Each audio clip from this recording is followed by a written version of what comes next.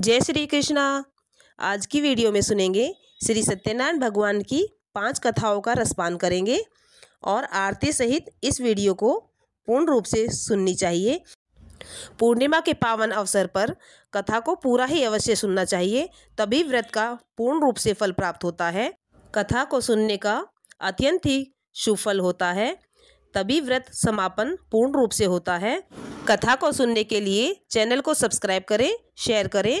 एक समय नैमिषारण्य तीर्थ में शौनकादि 88,000 ऋषियों ने श्री सूत जी से पूछा, हे प्रभु, इस कलयुग में वेद विद्या रहित मनुष्य को प्रभु भक्ति किस प्रकार से मिलेगी, अर्थात उनका उद्धार कैसे होगा।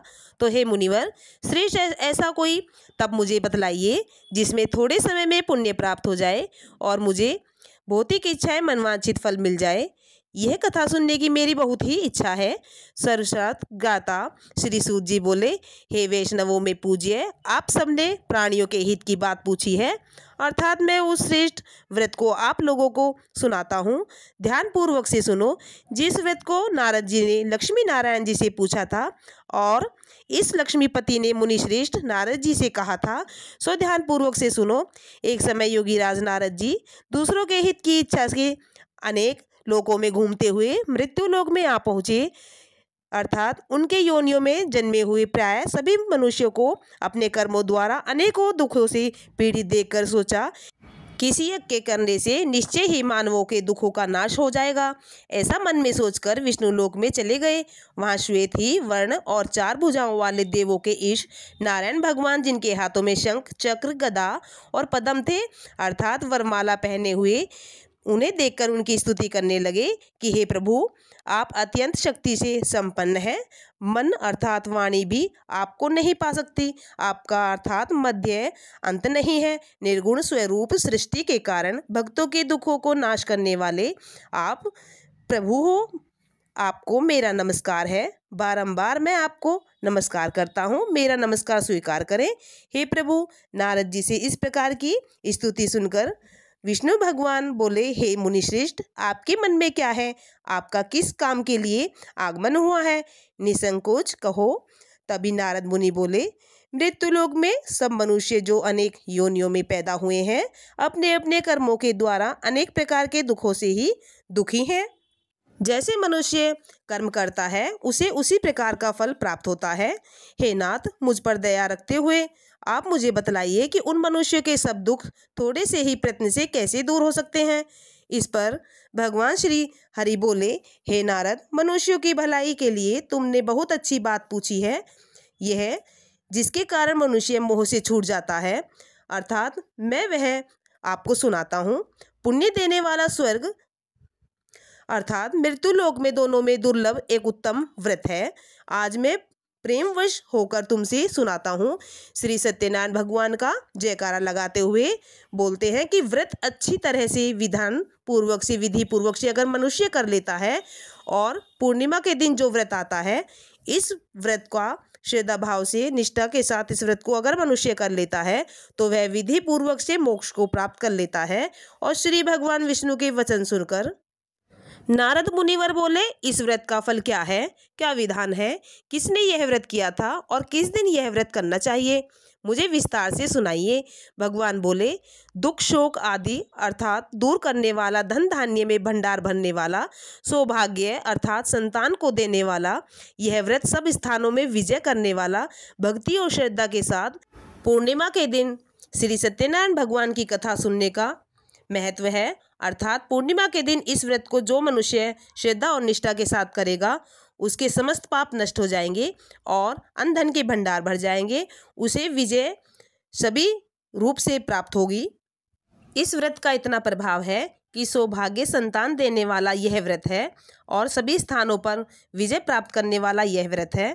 तो इस दिन ब्राह्मणों और बंधुओं के साथ धर्म परायण करके पूजा, भक्ति भाव और नैवेद्य केले का पूजन करके घी, दूध, गेहूं अर्थात सवाया लेकर गेहूं अभाव के साथ साटी, चूर्ण, शक्कर और गुड़ लें। उसके साथ ही पंचामृत बना करके प्रभु का भोग लगाएं। इस पर ब्राह्मणों को भोजन कराएं। उसके बाद ही स्वयं भोजन श्रद्धा और निष्ठा के साथ भोग लगाकर अपना व्रत का पालन करें। इस पर आचरण करते हुए श्री सत्यनारायण भगवान की कथा का रसपान करें और यह व्रत मनुष्य को इच्छा निश्चय रूप से प्राप्त होगा। विशेष रूप से कलिकाल में मृत्युलोक में यह मोक्ष सरल रूप से प्राप्त हो जाता है। यह व्रत इतना शक्तिशाली है कि जो मनुष्य पूर्णिमा के दिन इस व्रत को करता है उसके समस्त पाप नष्ट हो जाते हैं और धन धान्य में वृद्धि होती है, घर में धन धान्य के भंडार भर जाते हैं। इसके साथ ही श्री सत्यनारायण भगवान व्रत कथा का प्रथम अध्याय संपूर्ण होता है।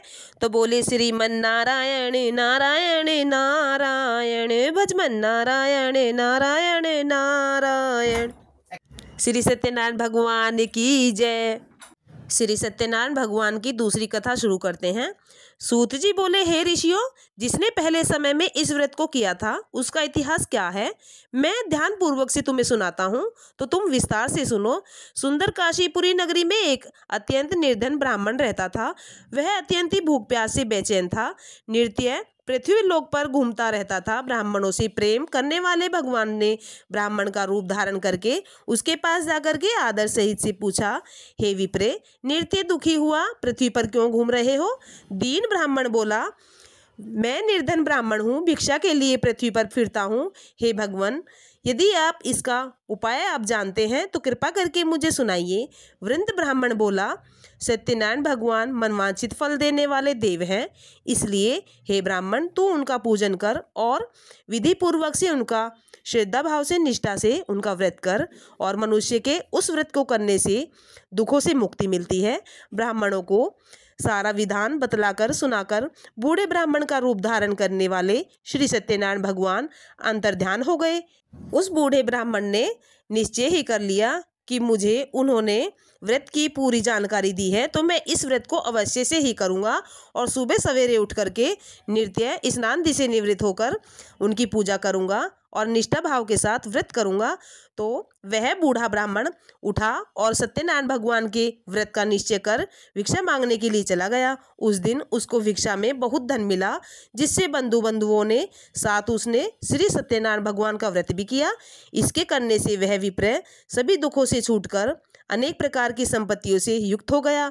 इसके साथ ही वह बूढ़ा ब्राह्मण हर माह की पूर्णिमा का व्रत श्रद्धा और निष्ठा के साथ करने लगा और श्री सत्यनारायण भगवान की कथा को सुनने लगा। इस तरह से वह सभी पापों से छूटकर मोक्ष को प्राप्त हो गया। आगे जो पृथ्वी पर श्री सत्यनारायण भगवान का व्रत करेगा मनुष्य, उसके सभी दुखों का निवारण होगा। इस तरह से भगवान श्री हरि ने नारद जी से व्रत का पूरा वृतांत सुना दिया। ऋषिवर बोले, हे मुनिवर, संसार में जो भी मनुष्य इस व्रत को श्रद्धा और निष्ठा के साथ करेगा अर्थात इस कथा को सुनेगा, उसके समस्त पाप नष्ट हो जाएंगे और घर में अन्न धन के भंडार बन जाएंगे और संसार में हर जगह उसकी विजय प्राप्त होगी। इसके साथ ही वे कहते हैं कि मन में श्रद्धा और भाव अवश्य से ही होना चाहिए। सूत जी बोले, हे मुनियों, जिसने इस व्रत को श्रद्धा और भाव के साथ किया है और मनवांछित फल की प्राप्ति अवश्य से ही प्राप्त की है। एक समय की बात है कि एक व्यक्ति इस व्रत को बंधुओं के साथ व्रत करने की तैयारी में जुटा हुआ था। उसी समय लकड़ी बेचने के लिए वहां पर बूढ़ा आदमी आया और वहां पर बाहर लकड़ियों को रखकर विप्रे के मकान में जाकर प्यास से दुखित होकर पानी मांगने की इच्छा जागृत हुई। तो उसने देखा कि वह व्रत की तैयारी कर रहा है और कथा को सुन रहा है। कथा को पूर्ण होते ही उस ब्राह्मण ने उससे पानी मांगा और पानी मांगते समय उसने कहा कि इस व्रत से क्या होता है, मुझे भी विस्तार से सुनाओ और मुझे इसकी पूरी जानकारी दो, मैं भी इस व्रत को अवश्य से ही करूंगा। तो उस ब्राह्मण ने कहा कि सब मनोकामनाएं को पूरा करने वाला यह व्रत है कि तुम इस व्रत को श्री सत्यनारायण भगवान का व्रत करके इनकी पूजा अर्चना अवश्य से करो और इनको श्रद्धा और भाव से निष्ठा के साथ पूजन करो। इसकी कृपा से ही धन धान्य में वृद्धि होगी। ये प्रभु बहुत ही दयालु हैं। भगवान श्री हरि सबकी मनोकामना पूर्ण करते हैं।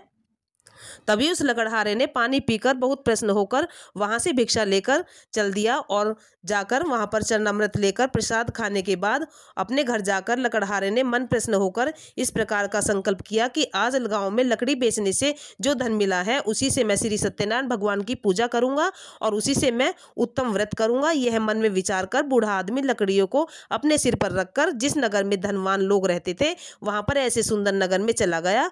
वहां उस रोज उसे लकड़ियों के दाम पहले से चौगने मिल गए और वहाँ बूढ़ा लकड़हारा दाम लेकर अति प्रसन्न होकर पके केले की फली लेकर और दूध की सामग्री और पूजा करने की जितनी भी सामग्री वहाँ से लेकर के श्री सत्यनारायण भगवान का व्रत शुरू किया। और इसके साथ ही उस लकड़हारे ने अपने भाई बंधुओं के साथ बुलाकर विधि पूर्वक से इस कथा का पूजन किया और कथा का रसपान किया। इसी प्रभाव से उस बूढ़े लकड़हारे के घर में धन धान्य और पुत्र आदि के घर में भंडार भर गए और संसार में समस्त सुख भोग कर बैकुंठ धाम को चला गया।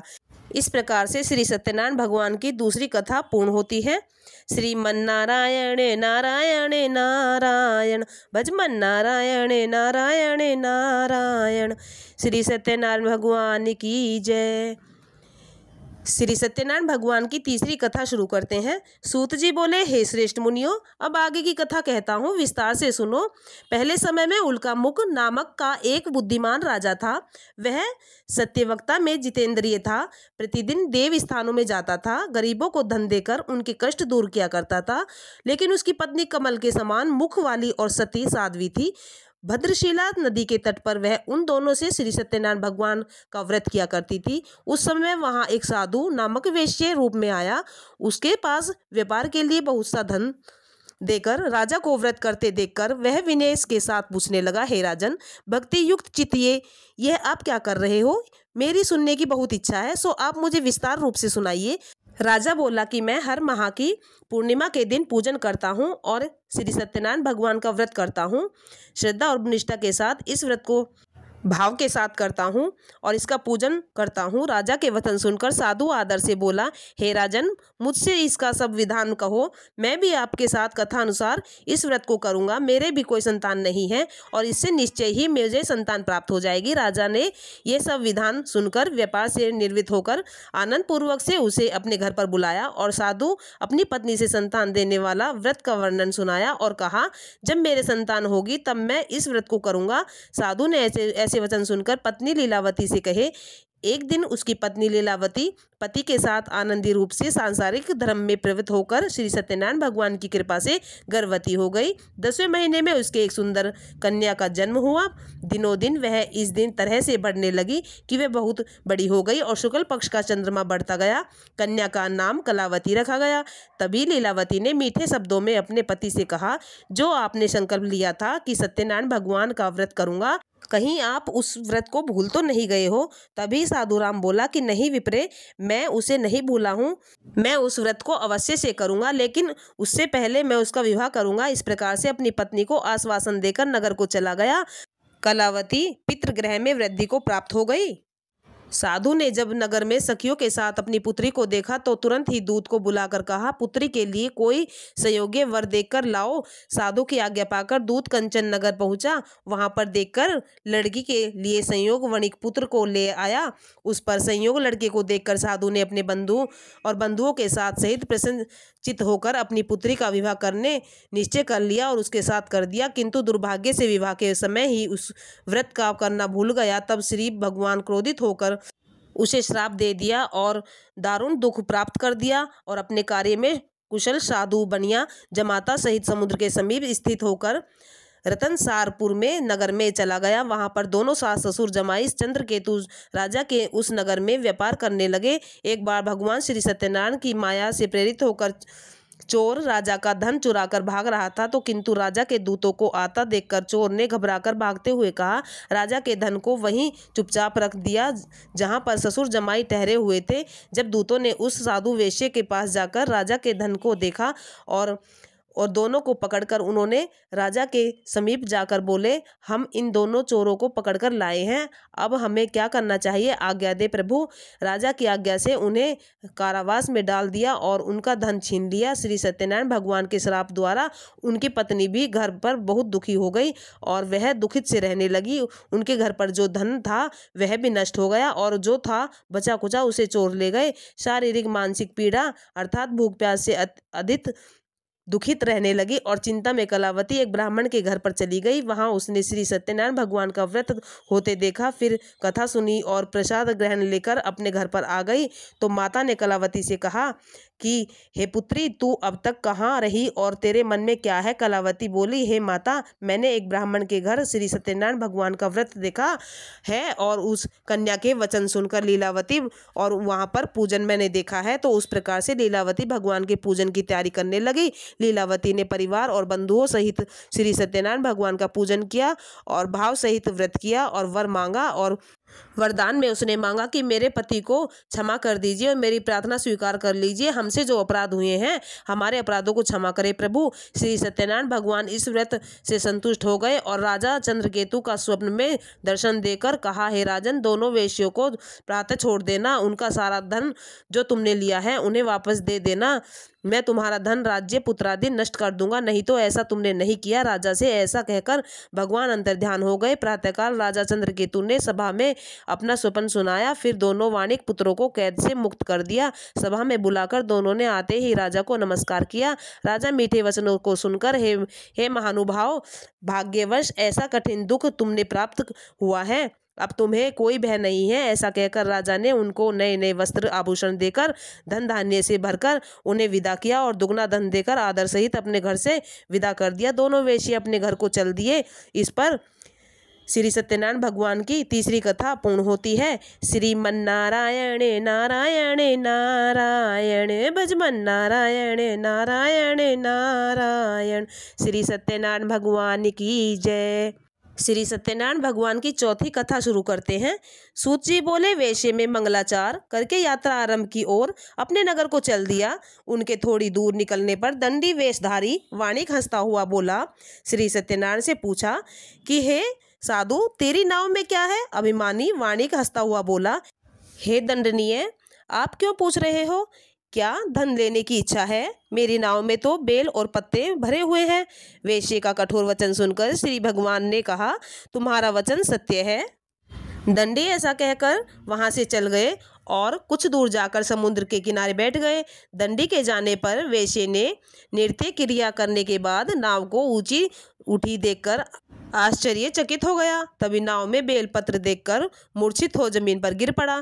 तभी मूर्छा खेलने पर अत्यंत शोक प्रकट करने लगा और उसका दामाद बोला, आप शोक न करें, यह दंडी का शाप है, अर्थात उनकी शरण में चलना चाहिए, तभी हमारी मनोकामना इच्छा पूर्ण होगी। हमारे जो पाप हैं वह समस्त पाप नष्ट हो जाएंगे। दामाद के वचन सुनकर वह दंडी के पास पहुंचा और अंतर्ध्यान भक्ति भाव से नमस्कार करके उन्हें प्रणाम किया और मैंने जो आपसे असत्य वचन कहे हैं उनको क्षमा करें हे प्रभु, ऐसा कहकर शोकातुर रोने लगा। तभी दंडी भगवान बोले, हे वाणिक पुत्र, मेरी आज्ञा से बार बार तुम्हें दुख प्राप्त हुआ है, तू मेरी पूजा से विमुख हुआ है। साधु बोला, हे भगवान, आपकी माया से ब्रह्मा आदि देवता भी आपके रूप को नहीं जानते, तब मैं अज्ञानी कैसे जान सकता हूँ। आप प्रसन्न हो जाइए प्रभु, आप मुझसे नाराज हैं, मैं बहुत दुखी हूँ और मुझ पर कृपा कीजिए। आप अपनी सामर्थ्य के अनुसार आपकी पूजा मैं अच्छे से करूँगा और श्रद्धा और निष्ठा के साथ करूँगा, भाव रहित करूँगा। मेरी रक्षा कीजिए प्रभु, पहले के समान नौका में धन भर दीजिए और ईंधन के भंडार भर दीजिए, मेरे घर पर कुछ नहीं है। उसके भक्ति युक्त वचन सुनकर भगवान श्रीहरि प्रसन्न हो गए और इच्छानुसार उसे वरदान देकर अंतर्ध्यान हो गए। उन्होंने नाव पर आकर देखा कि नाव धन से परिपूर्ण है। फिर वह श्री सत्यनारायण भगवान का पूजन कर साथियों के साथ सहित नगर को चला गया। तभी वहां अपने नगर के निकट पहुंचा, तब दूत को घर भेजा। दूत ने साधु के घर जाकर उसकी पत्नी को नमस्कार कर साधु अपने दामाद सहित इस नगर के समीप आ गए। ऐसा सुन साधु की पत्नी ने बड़े हर्ष के साथ श्री सत्यनारायण भगवान का व्रत किया और उनकी पूजन किया, कथा का रसपान किया। पुत्री से कहा, मैं अपने पति के दर्शन के लिए जा रही हूँ, तू कार्य पूर्ण कर लेना, शीघ्र मैं आ जाऊंगी। माता के ऐसे वचन सुनकर कलावती प्रसाद छोड़कर जल्दी मैं पति के पास गई। प्रसाद की अवज्ञा के कारण श्री सत्यनारायण भगवान रुष्ट हो गए, उसके पति को नाव सहित पानी में डुबो दिया। कलावती अपने पति को न देखकर रोती हुई जमीन पर गिर गई। इस तरह से नौका को डूबा देखकर कन्या का रोते हुए देखकर बुरा हाल हो गया। इस पर देखा साधु दुखित होकर बोला, हे प्रभु, मुझसे क्या अपराध हुआ है, मेरे परिवार को जो भूल हुई है मुझे क्षमा कीजिए और हम पर कृपा कीजिए। उसके दीन वचन सुनकर श्री सत्यनारायण भगवान प्रसन्न हो गए और आकाशवाणी हुई, ऐसा देखकर हे साधु, तेरी कन्या मेरे प्रसाद को छोड़ करके आई है, इसलिए उसका पति अदृश्य हो गया है। यदि वह घर जाकर प्रसाद खाकर लौटे तो और मेरा पूजन करे और विधि पूर्वक से व्रत का पालन करे तो उसका पति अवश्य से अच्छा हो जाएगा। श्री सत्यनारायण भगवान ने कहा कि वह मेरे व्रत का पालन करे और मुझे भोग लगाए और व्रत का प्रसाद खाए तो तभी उसका पति अवश्य से अच्छा हो जाएगा। इस पर तत्पश्चात उस कलावती ने जाकर के प्रसाद का भोग लगाया और खुद भी ग्रहण किया। उसका पति तत्पश्चात साधु ने बंधुओं के सहित श्री सत्यनारायण भगवान का विधि पूर्वक से पूजन भी किया और उस कथा का रसपान किया। इस लोक का सुख भोग करके वे स्वर्ग के अधिकारी बन गए। इस प्रकार से श्री सत्यनारायण भगवान की चौथी कथा पूर्ण होती है। श्रीमन नारायण नारायण नारायण भजमन नारायण नारायण नारायण। श्री सत्यनारायण भगवान की जय। श्री सत्यनारायण भगवान की अंतिम और पांचवी कथा शुरू करते हैं। सूत जी बोले, हे ऋषियों, मैं कथा का श्रवण सुनाता हूँ, आप विस्तार से सुनो। प्रजापालन में लीन तुंगध्वज नाम का एक राजा था। उसने भी भगवान का प्रसाद त्याग कर बहुत दुख पाया था। वह एक समय वन में जाकर वन्य पशुओं में मारकर बड़ के पेड़ के नीचे आया और वहां उसने ग्वालों को भक्ति भाव से बंधुओं सहित श्री सत्यनारायण भगवान का पूजन करते देखा। राजा देखकर भी अभिमान वश हो गया और न माना वह उसने नमस्कार किया। जब ग्वालों ने श्री भगवान का प्रसाद देकर उसके सामने रखा तो वह प्रसाद त्याग कर अपनी नगरी को चला गया। और वहां पर पहुंचकर जब उस राजा ने देखा कि उसका सब धन नष्ट हो गया है, तभी उस राजा को ज्ञात हुआ कि तूने ये क्या किया कि तूने वहां पर प्रसाद छोड़कर और प्रभु की श्री सत्यनारायण की भगवान की कृपा को छोड़ करके यहाँ पर आया है। यह सब उसी का ही नतीजा है। तत्पश्चात वह राजा वहीं पर वापस गया और वहां पर जाकर के उसने श्री सत्यनारायण भगवान का कथा का रसपान किया और प्रसाद खाकर ग्रहण किया और प्रभु की भक्ति को देख करके उसने निश्चय ही कर लिया कि मैं भी पूर्णिमा का व्रत करके श्री सत्यनारायण भगवान की कथा सुनूंगा और उनका पूजन करूंगा और विधि पूर्वक से प्रसाद का ग्रहण करूंगा। इस रूप से उस राजा ने ऐसा ही किया और फिर व्रत किया श्रद्धा और निष्ठा के साथ और श्री सत्यनारायण भगवान का पूजन किया। भगवान श्री हरि को प्रसाद का भोग लगाया और भोग लगाने के बाद उस प्रसाद का खुद ग्रहण किया। इस पर ग्रहण करने के बाद में उस प्रसाद को बंधुओं में बांट दिया। इसके साथ ही वह सभी सुखों को भोग करके मृत्यु होने के बाद स्वर्गलोक में चला गया। जो मनुष्य इस परम दुर्लभ व्रत को करेगा भगवान की कृपा अवश्य से ही पाएगा, क्योंकि पूर्णिमा का जो दिन है बड़ा ही श्रद्धा और निष्ठा के साथ इस व्रत को किया जाता है। यह बहुत पावन दिन है और इस व्रत के करने से धन धान्य के भंडार भर जाते हैं। ये व्रत इतना प्रभावशाली है कि जो निर्धन होता है वह धनीवान बन के बंदी बंधन से मुक्त हो जाता है और निर्भय हो जाता है। संतानहीन है वह संतान प्राप्त कर लेता है और सब मनोरथ पूर्ण हो जाते हैं और अंत में बैकुंठ धाम को प्राप्त हो जाता है। जिन्होंने पहले इस व्रत को किया है अब वे उसके दूसरे जन्म की कथा कहता हूँ, सो इस कथा को विस्तार रूप से सुनाता हूँ। वृद्ध शतानंद ब्राह्मण ने सुदामा का जन्म लेकर मोक्ष को प्राप्त किया था। लकड़हारे ने अगले जन्म में निषाद बनकर मोक्ष प्राप्त किया। उल्का मुख नाम का एक राजा दशरथ होकर बैकुंठ धाम को प्राप्त हो गया और साधु नाम के वेश्य ने मोरध्वज बनकर अपने पुत्र को ओर से चीरकर मोक्ष को प्राप्त कर लिया। महाराज तुंगध्वज ने स्वयं भक्ति युक्त होकर कर्म कर मोक्ष को प्राप्त किया। इस तरह से श्री सत्यनारायण भगवान की 5 कथा पूर्ण होती है और इस व्रत का इतना प्रभावशाली है कि इस व्रत को जो भी मनुष्य करता है वह धन धान्य से भंडार भर जाता है। जो निर्धन है वह भी धनीमान बन जाता है और जो संतानहीन है वह संतान प्राप्त कर लेता है और पूरे संसार में उसे विजय प्राप्त अवश्य से ही होती है। इस व्रत को अवश्य से हर पूर्णिमा, पूरे साल में हर पूर्णिमा के दिन अवश्य से सभी मनुष्यों को, भक्तों को करनी चाहिए और इस व्रत का पालन करके कथा का रसपान अवश्य से करना चाहिए। खुद सुने और दूसरों को भी सुनाए। इस व्रत का इतना ही निश्चय फल प्राप्त होता है। कथा को सुनते समय, कथा के समय हुंकारा अवश्य से भरे, तभी कथा का रसपान पूर्ण रूप से फल प्राप्त होता है। इसी तरह से श्री सत्यनारायण भगवान की 5वीं कथा पूर्ण होती है। श्रीमन नारायण नारायण नारायण भजमन नारायण नारायण नारायण। श्री सत्यनारायण भगवान की जय। श्री सत्यनारायण भगवान की आरती शुरू करते हैं।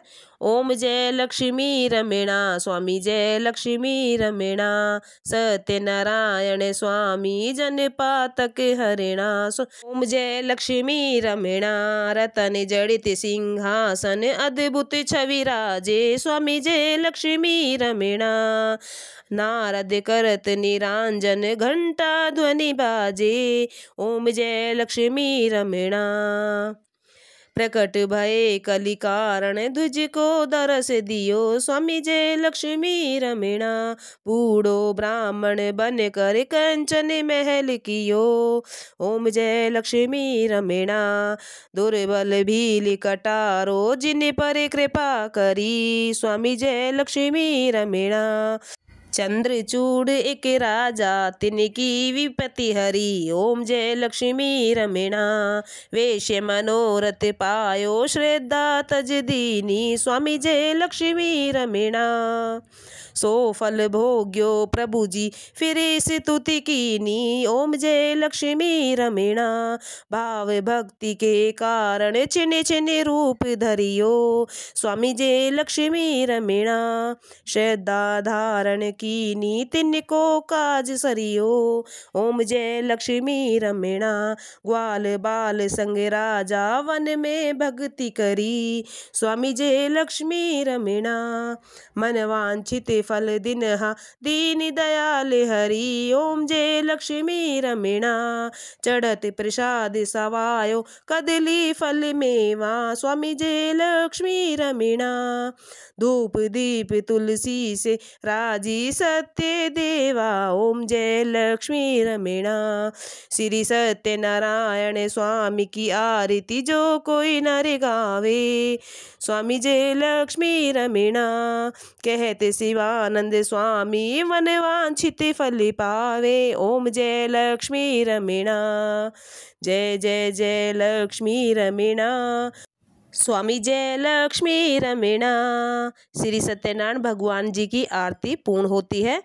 पूर्णिमा के व्रत में सुनी जाने वाली कथा हमने इस वीडियो के माध्यम से आपको सुनाई है। अगर आपको वीडियो पसंद आई हो तो वीडियो को लाइक करें, सब्सक्राइब करें, शेयर करें, कमेंट में श्री सत्यनारायण भगवान की जय अवश्य लिखें।